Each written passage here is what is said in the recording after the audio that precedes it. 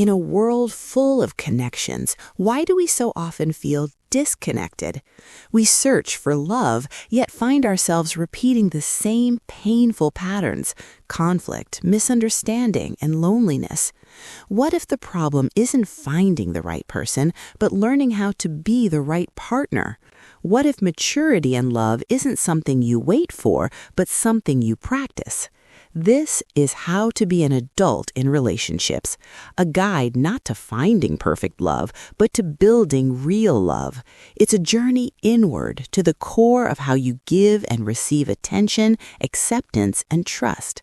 This is not about fairy tales. This is about the skills, the awareness, and the courage to create a bond that doesn't just feel good in the beginning, but grows stronger, deeper, and more resilient with time.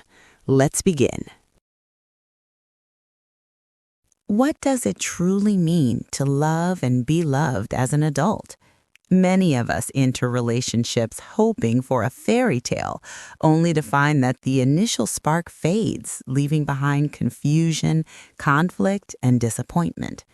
We wonder what went wrong.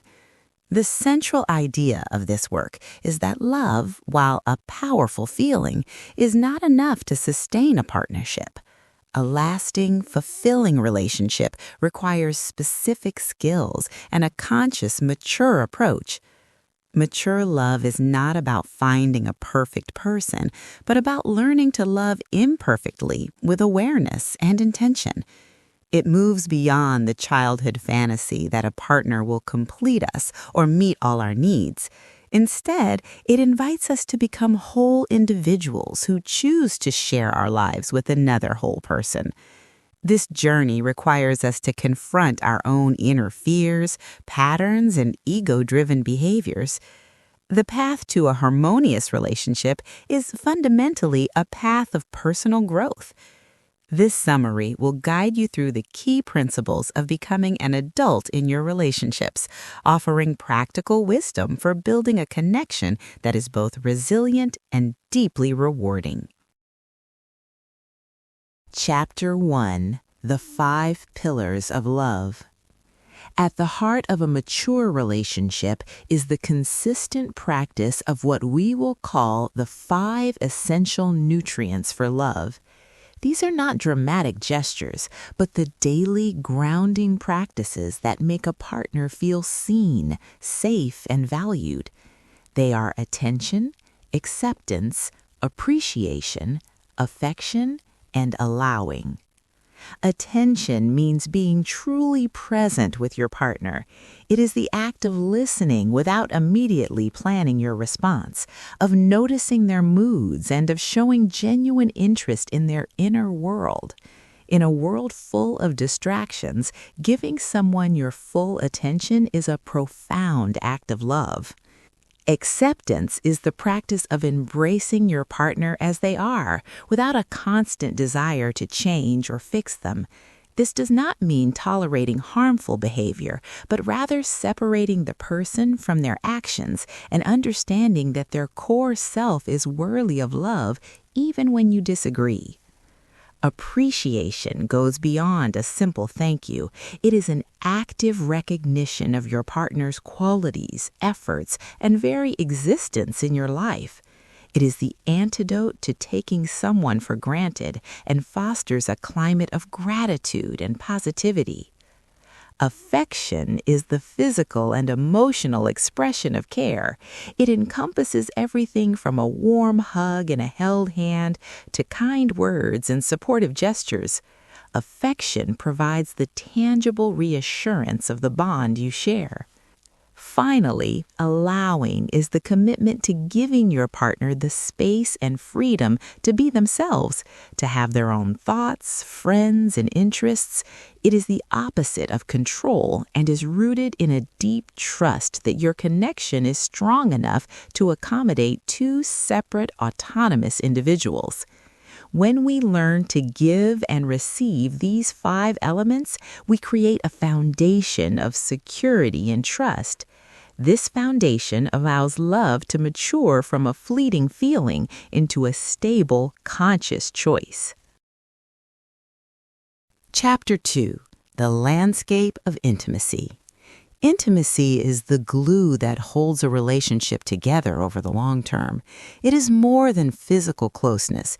It is the courage to be emotionally vulnerable, to let another person see your true self, your hopes, your fears, your imperfections. A truly intimate relationship acts as a mirror, helping you to understand yourself more deeply through the loving eyes of your partner. However, many people confuse genuine intimacy with attachment. Attachment is often rooted in need and fear, a desire to have our own emptiness filled by another. It can be clingy, possessive, and stagnant. Love, in its mature form, is the opposite. It is supportive and freeing, encouraging both partners to grow. A relationship built on love progresses through natural stages of deepening connection, while one based on attachment often remains stuck in patterns of dependency. It is also crucial to honestly assess your own readiness for such intimacy. Not everyone is at a stage in life where a deep, committed partnership is the right choice. There's no shame in recognizing that your current focus is on your career, personal development, or other pursuits. Being honest with yourself and potential partners about your capacity for commitment is an essential act of maturity. A mature adult understands that a partner should complement a full life, not complete an empty one. In fact, a healthy perspective is to expect that only about a quarter of your emotional and social needs will be met by your partner, with the remaining majority being fulfilled by your own resources, friendships, family, and interests. Chapter 3: Navigating Conflict and Difference. Many couples believe that conflict is a sign of a failing relationship.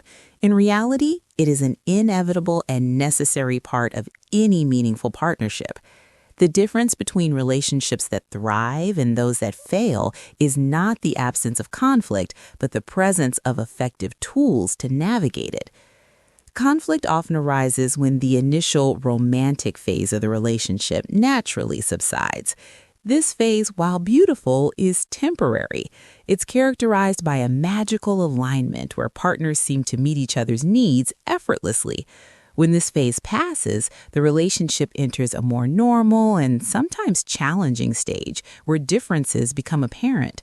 How a couple handles this transition is critical. The key is to shift from a mindset of competition, where the goal is to win an argument, to one of cooperation and partnership. This means committing to two core values. First, a relentless honesty in communicating your own feelings and perspectives. And second, making choices that consistently demonstrate you value the relationship itself over the need to be right. It is also vital to understand that people have different conflict styles, often influenced by personality, gender, or upbringing. One partner may need to talk an issue through at length to feel heard, while the other may need space to process internally before engaging. The goal is not to change your partner's style, but to learn their emotional language and find a middle ground. A crucial practice is to address dissatisfactions early rather than letting small grievances accumulate into unspoken resentment that can poison your interactions. Chapter 4: Confronting Fear and Betrayal. Beneath the surface of many relationship struggles lie two powerful primal fears: the fear of engulfment and the fear of abandonment. The fear of engulfment is the anxiety of losing one's identity and freedom within the partnership. The fear of abandonment is the terror of being left, of emotional survival being threatened by a partner's departure. These fears often have their roots in childhood experiences and past relationships. In the present, they can manifest as controlling behavior, emotional withdrawal, or excessive neediness. The first step to managing these fears is to acknowledge them without shame, both in yourself and in your partner. A helpful exercise is for each partner to create a specific list of actions or words that make them feel secure and loved, and to share these lists as a practical guide for offering reassurance during moments of anxiety. A more severe test for any relationship is infidelity. While profoundly painful, it is important to view infidelity not solely as one partner's moral failure, but as a symptom of a breakdown within the relationship system. This does not excuse the betrayal, but it frames it as a problem the couple must address together if they choose to heal. Recovery requires the offending partner to take full responsibility for their actions and demonstrate genuine remorse, while the hurt partner must eventually find a path away from perpetual victimhood. For the relationship to have any chance of survival, both must be committed to the difficult work of understanding what led to the breach and rebuilding a new, more honest foundation of trust. Chapter 5: The Role of the Ego and the Process of Letting Go. The greatest obstacle to intimacy is often our own inflated ego. A healthy ego helps us maintain our identity and self-worth, but an unchecked ego manifests in what can be remembered by the acronym F.A.C.E: fear, attachment, control, and entitlement. Fear prevents us from being vulnerable. Attachment in this context is the ego's clinginess to its own way and its expectations. Control is the attempt to manage our anxiety by manipulating our partner or the relationship. Entitlement is the belief that we deserve special treatment, leading us to make demands rather than requests. A mature relationship helps us soften this rigid ego. It teaches us that love is not about proving ourselves right, but about connecting with another person. It asks us to replace entitlement with a generous spirit, to focus more on what we can give than on what we are owed. Finally, a truly adult perspective on relationships involves accepting their inherent impermanence.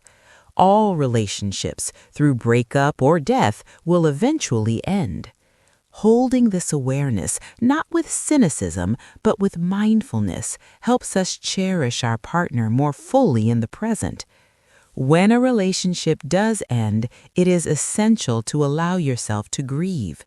Grieving is not a sign of weakness, but a necessary process for healing and integration. Avoid the temptation to numb the pain or immediately jump into a new relationship. By moving through the grief, you honor the love that was and make space for new growth. Becoming an adult in relationships is an ongoing journey, not a final destination. It is a commitment to showing up with awareness, courage, and kindness day after day. The core of this practice lies in the consistent giving and receiving of the 5 essential nutrients: attention, acceptance, appreciation, affection, and allowing. This journey is one of the most powerful avenues for personal growth we can undertake. A successful relationship builds our confidence, teaches us about cooperation, and shows us that it is possible to resolve disagreements with respect. It requires us to ask clearly for what we need and to listen deeply to our partner's needs in return. Ultimately, a healthy relationship should never require you to sacrifice your core self or your fundamental rights. Instead, it should provide a supportive environment where you can both become better versions of yourselves. By consciously working to lose the F.A.C.E of the ego, fear, attachment, control, and entitlement, you transform into a partner who is not only capable of giving and receiving mature love, but is also a source of strength, comfort, and joy. The goal is to build a partnership where both individuals can honestly say they are grateful to be sharing their lives with one another. That concludes the book summary for this episode. Hopefully, the discussion opened up new insights for you. If you found this helpful, please like, share, and subscribe to support the channel. Thank you very much, and I'll see you in the next video.